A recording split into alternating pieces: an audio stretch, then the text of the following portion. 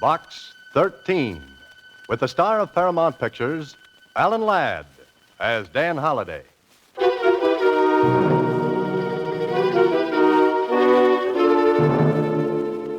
Box 13. Box 13. Box 13. Box 13. He looked deeply into her eyes, which reflected his mood like twin lakes of azure blue. Azure blue. Why does a woman always have to have azure eyes? Why couldn't they be fire engine red? As his muscular arms tightened around her fragile... Susie. Oh, Mr. Holliday, I'm not fragile, but I'm sure scared. Somebody's been following me. With those legs? Why not? I was petrified, afraid to look back even. His footsteps kept going click, cluck, click, cluck, real sinister-like. Oh, I bet that's him now. Mr. Click-Cluck? Oh, Mr. Holliday, he followed me all the way from Box 13.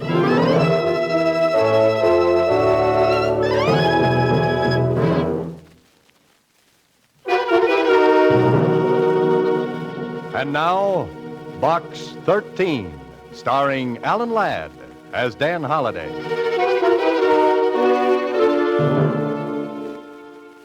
Well, this is a brand new twist. Besides a message from Box 13, Susie has brought a mysterious caller. Somebody who wants in, but definitely. Don't answer it, Mr. Holliday. Now, Susie. You didn't see this person, huh? No, I just felt him following me like a phantom, except his heels went click, cluck, click, cluck. Oh. That doesn't sound so dangerous. Let's take a chance. Come in.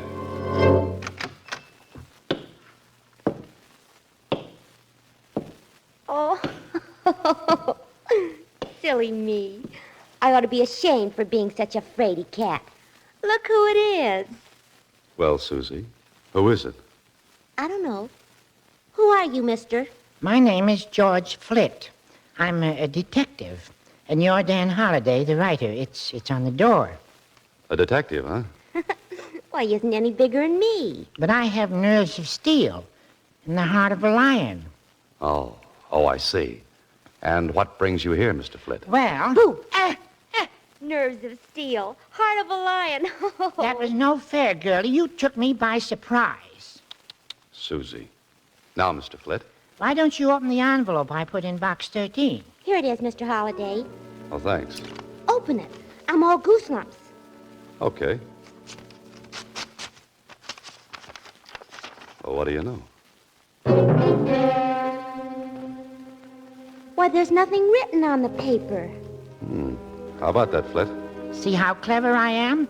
I put that envelope in Box 13 as bait. As bait? Yes, I knew it would lead me to the person who put the ad in the Star Times, Adventure Wanted. Will go any place and do anything. Very clever, Mr. Flitt. Oh, what made your footsteps go click, cluck, click, cluck? Oh, that. I lost the metal cleat off of one of my heels. Oh. Well, now that you've discovered me, Mr. Flitt, what? Mr. Holliday, I'd say you're just the man for the job. Job? Something exciting, you hope, huh, Mr. Holliday? I'd handle it myself, only I'm so tiny. Besides, I've done mostly divorce work. Just the right height for keyholes. But about the job. Well, I'm coming to that. Mr. Gilbert Bolton sent me $50 just to attend the party tonight. $50? I should have been a detective. Oh, you can be. I'll split with you if you'll go to the affair in my place as me. We got the money. What's the catch? Oh, there's really no catch. Only thing Mr. Bolton said, what there might be a little, bloodshed.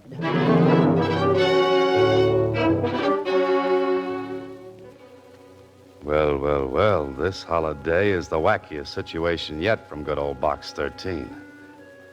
Yes, Holiday, you must be hard up for story ideas. Hard up for brains, too. Otherwise, why are you riding with George Flitt, detective, in his hot rod jalopy? Destination, bloodshed. And you've never met this Bolton who's having the party?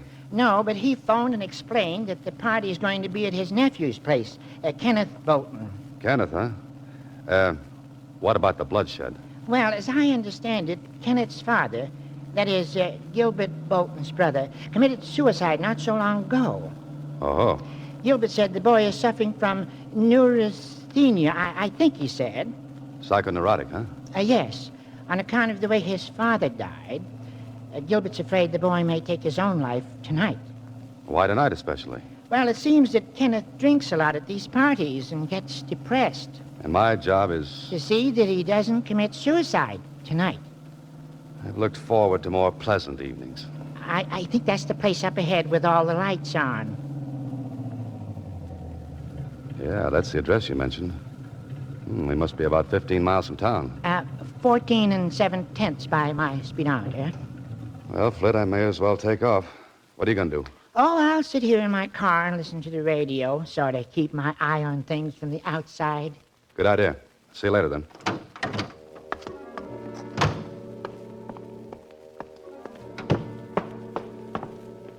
Here we go again, Holiday. Oops, the name's George Flit, detective. Remember? Beyond this door, who knows? But it's a beautiful house, a beautiful night,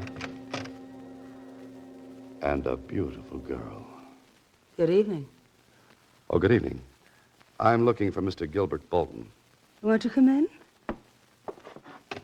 And you are... George Flit. You say you're George Flit? That's right. I'm Rita Martin. How do you do? Now, let's go in and find Gilbert Bolton, Mr. Flit.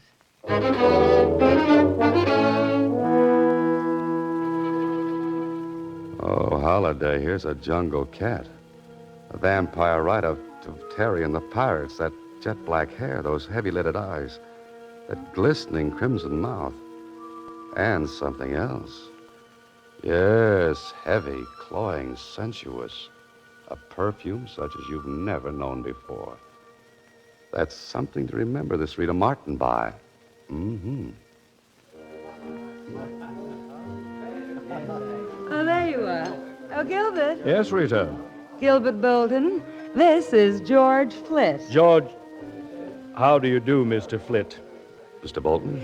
If you'll excuse me, gentlemen, I'll see you all a bit later. So, you're George Flit, the detective. Yes, that's right. Your voice seemed, well, different over the phone. Well, you know detectives. Many disguises, many voices. Got to keep them confused, you know. Somehow I pictured you differently. Oh? Well, no matter. You know why you're here. Yes, to keep my eye on your nephew, Kenneth Bolton. More than that, to keep him from killing himself. The way this man looks at you, Holiday. So cool, so calculating. With piercing eyes that thud against the back of your skull. He could be one of two men. A man of distinction or a man of extinction. Okay, Mr. Bolton, I'll keep your nephew alive. That's your job. But what makes you think the boy wants to commit suicide? Well, since his father, my brother, took his life, Kenneth has been extremely upset. It's only natural, Mr. Bolton. I know, but I've heard Kenneth threaten suicide, and it's got me worried. Anyone else heard him? Yes, Miss Martin. Anyone else? What do you mean, anyone else? I just wondered if anyone else had heard him make these threats. I really wouldn't know. It's enough that Rita and I know about it. How does Rita figure in this picture? Aren't you being a bit presumptuous, Mr. Flit? A detective likes to know these things? Miss Martin is an old friend of the family. Oh, there's Kenneth now. I'll bring him over. Just as Gilbert Bolton passed me, there was something familiar about him. What was it? Who was it? Come on, think, Holiday. It may be an important clue. But here they come. The man of extinction and a typical boy from Princeton or Yale or Harvard. George Flit, my nephew, Kenneth Bolton. Glad to meet you. How do you do? Enjoying yourself, Mr. Flit? Very much. How about you? Oh, so. These parties get to be a bore, huh? Kenneth hasn't been quite himself since the tragedy. Must you always bring that up, Uncle? But you know you've been terribly upset, Kenneth. So I've been upset. Why talk about it? Oh, Mr. Flit, Yes? will you come with me for a moment? Oh, why, sure. It's so close in here that I thought a breath of air. It suits me. In the garden. The garden it is.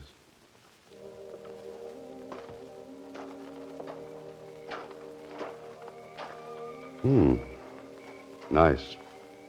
A moon, too. Lovely, lovely night. Ah, the scent of those flowers. Exquisite, isn't it? Uh-huh. But not to compare with your perfume. You noticed it. Yes, it was so unusual. It's called Whispering Gown. Whispering Gown. I like the name. Say, Yes? I know where they got that name. Oh? From Cyrano de Bergerac. The passage where he describes Roxanne. Across my life, one whispering silken gown. That was lovely.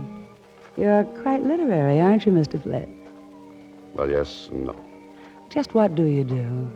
Gilbert Bolton didn't tell you. No. No, but let's sit on this bench and you tell me all about yourself. As you come close to her, you get another whiff of... And suddenly you've got it. That's what bothered you about Gilbert Bolton. Her perfume rubbed off on him.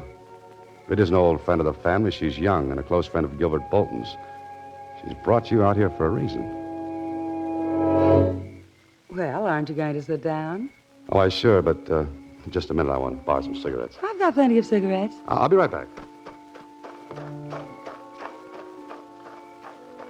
Something about this whole setup is as phony as a China egg. And as the crooks in your story say, better case a joint before you go inside. There. There's a window. Just pull the bushes back. Let's take a gander. Well, everything looks on the up and up. Kenneth with a drink on the table beside him, and there's his uncle coming up. He set another full drink right beside Kenneth. Hey, what else is he doing? You'd better get in there, Holiday, and fast.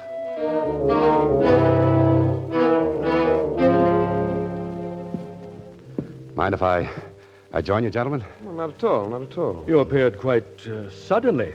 Care for a drink, Mr. Flint? Here, I haven't touched this one. No, let me fix Mr. Flitt a fresh drink. I think I'll just have one of these hors d'oeuvres. Here, watch it, my drink. Oh, I'm sorry. Flitt, you awkward idiot. Oh, excuse me. Yes, Uncle. Accidents will happen. I didn't really feel like another drink. It was your idea, remember? Well, Mr. Flett, were you able to borrow some cigarettes? I was ambushed by hors d'oeuvres. Glad you're here, Rita. I have a proposal to make. Yes? What say we all run up to my penthouse for a while? Oh, sounds good. What do you say, Mr. Flint? Fine. I think a change of scenery would be nice. You'll enjoy the view overlooking Green Hill Park from the penthouse, Mr. Flint. Oh, good. What's the address? Tell you what, Mr. Flitt. Rita, Kenneth, and myself will go ahead in my car. Then you can follow us in yours. Well, maybe I'd better go with Mr. Flint to keep him company. No, I'd like you with me, Kenneth. There's something I want to discuss with you. Important. Well, perhaps I should have the address in case I lose you. That won't be necessary. Just follow me.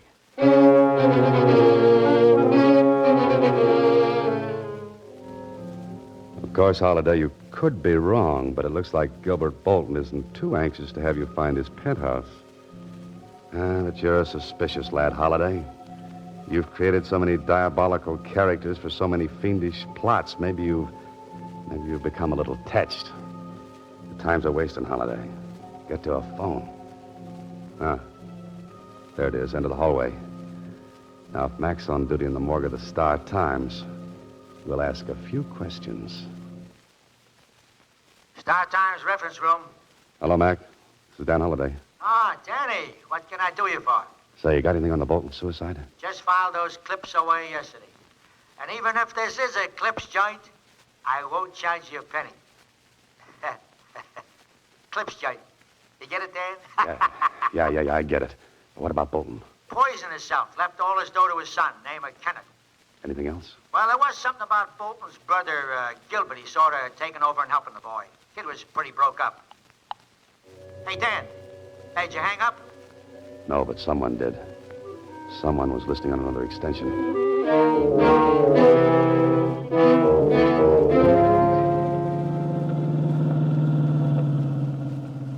Hey, this is the fastest hot rod I've ever driven.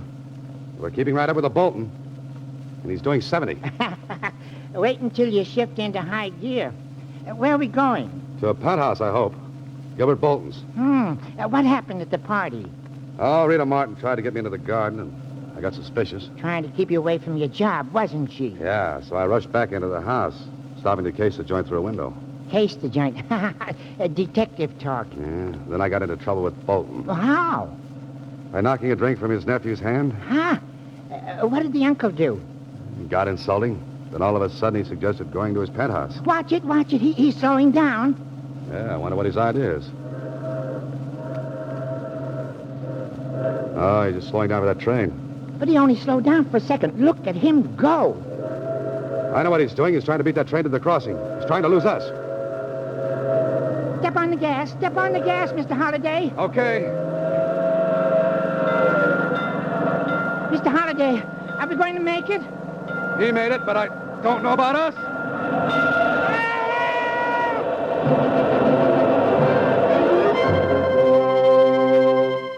You are listening to Box 13, starring Alan Ladd as Dan Holliday.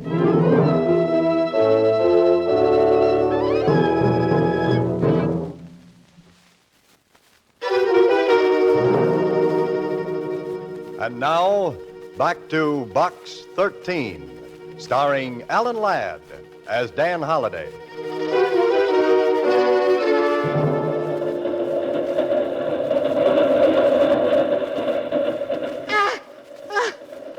Next time I want such a close shave, I'll see my barber. Yeah, me too. Gosh, Mr. Holliday, I thought I could handle this hot rod, but the way you whipped her off the road just short of those tracks, Not a scratch on her. Lucky us. that train must be a mile long. By the time it passes, Bolton can be in Alaska. What's the address of his penthouse? You're asking me. All I know is it overlooks Green Hill Park. Our next stop.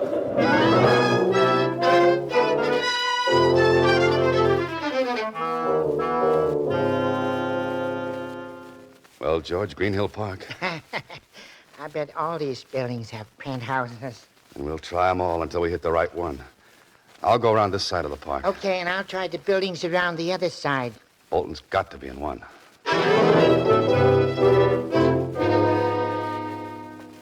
Do you have a Mr. Bolton in your penthouse? No one here by that name. A Bolton in the penthouse? No, but we have a Botsford in the basement. Why, yes, Mr. Gilbert Bolton came in a short time ago. Hello? No, with a lady and gentleman. Want to go up? Please.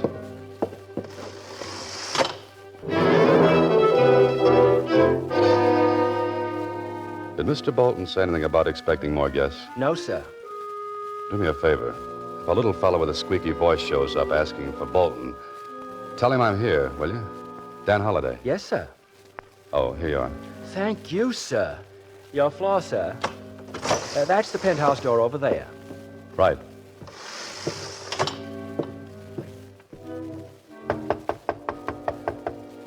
I've got a sneaking hunch I won't be welcome. Flip, how did you get up here? You didn't expect me? Yes, of course, but you've earned your money. You can go home now. I'm sorry, Miss Martin, but Mr. Bolton hired me. It's up to him to fire me. But he's not here. He and Kenneth both went out. May I come in and wait? No. Goodbye. Now what? Now what does the intrepid hero of my stories do? He looks for another door. Like that one. He tries it. It's open. Leads into a hallway. And there's yet another door. The servants' entrance to Bolton's penthouse. And 10 to 1, it's locked, bolted, and barred. Maybe even nailed shut. You're some gambler, Holliday. Offer 10 to 1 and lose. The door's open. Well, here we go again. Shh. Quiet, Holliday. Ah, there's a door leading to the terrace and voices. Really an excellent view, Now get your ear up, Holliday. But don't let them see you. Don't you think it's a little chilly out here, Uncle? Let's go inside. Chilly, Kenneth? I'm really very comfortable. Here's the view I was telling you about, Kenneth. Better lean over the rail a bit to see around that turret. Oh, don't push against me, Uncle. That's a 10-story drop. Now, look over there, Kenneth. Uncle Gil! Kenneth, let's get away from that rail. Oh, Flit, you don't have to throw me back. Better than having your uncle throw you forward. What's the meaning of this outrage, How Flit? did you get in here anyway? I'm going to call the police. Fine, and save me the trouble. Look, Kenneth, I was hired to keep you from committing suicide. Suicide? Who, me? Yeah, but instead I'm keeping you from being murdered. Feel in your coat pocket. Ignore him, Kenneth. He doesn't know what he's talking about. A bottle. It's marked poison. Yeah, I saw your uncle plant it in your pocket through the garden window. He wanted to make it look like you poisoned that drink I knocked from your hand. Stop right there, Holliday. This isn't a cap pistol. You too, Kenneth. Don't move. Oh, you must be crazy, Uncle Gil. And you knew I was Dan Holliday all along, huh? Of course. I've seen your picture in the book review pages. Then I caught you a telephone conversation with the Star Times on the extension. You get around. I can't believe this. You, my uncle. What's the play now, Bolton? Well, first I walk over to Kenneth and knock him out with his gun. No. Don't move, Holliday. I've still got you covered. Oh? And now that you've knocked out your nephew, what's your next move? Mr. Holliday, before I heave him over the rail to make it look like suicide, I'm going to shoot you. Oh, fine. Then I'll wipe my fingerprints off this gun and press my nephew's hand around the butt. His fingerprints on the gun will prove he shot me, huh? But what about a motive? Very simple. You tried to stop him from jumping off the terrace. And you're supposed to invent plots, Mr. Holliday. But they'll trace the gun to you, Bolton. Oh, no. It's Kenneth's gun. I took it from his room. And you wanted a detective on hand to throw off suspicion. Yes, Mr. Holliday. Who'd suspect Gilbert of murder when he'd hired a detective to protect Kenneth? But why? Why do you want to kill your nephew? Let's say I borrowed quite a large sum I can't make good. Oh, embezzlement, huh? And you need Kenneth's inheritance to keep out of jail. Wouldn't he lend you the money? Not the amount we need. We? Obviously. So we're taking it all. Clever, eh, Holliday? You're killing me. You're so right. Get rid of whoever it is, Rita.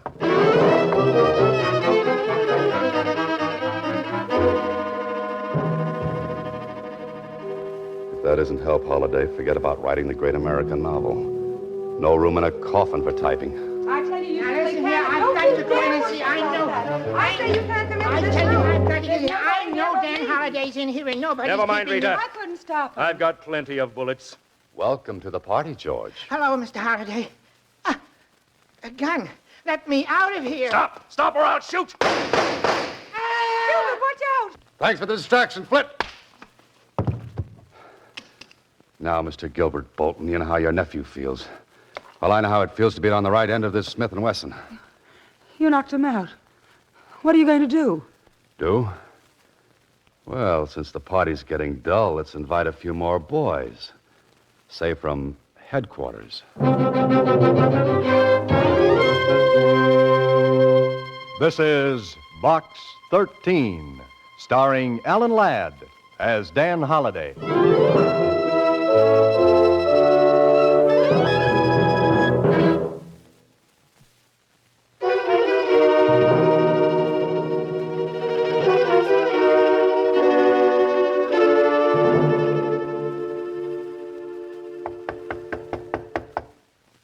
Come in.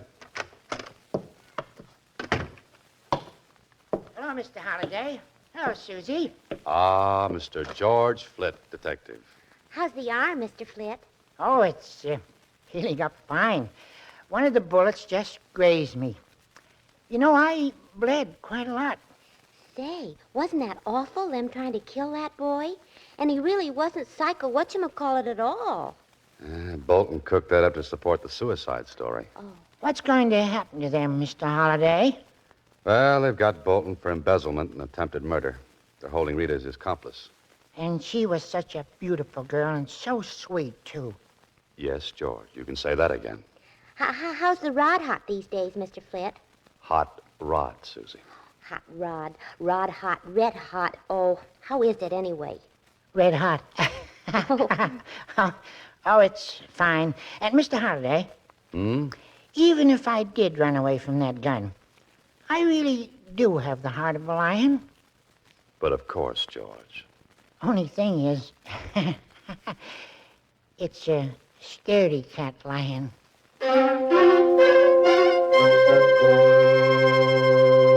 Next week, same time, Alan Ladd stars as Dan Holliday in Box 13.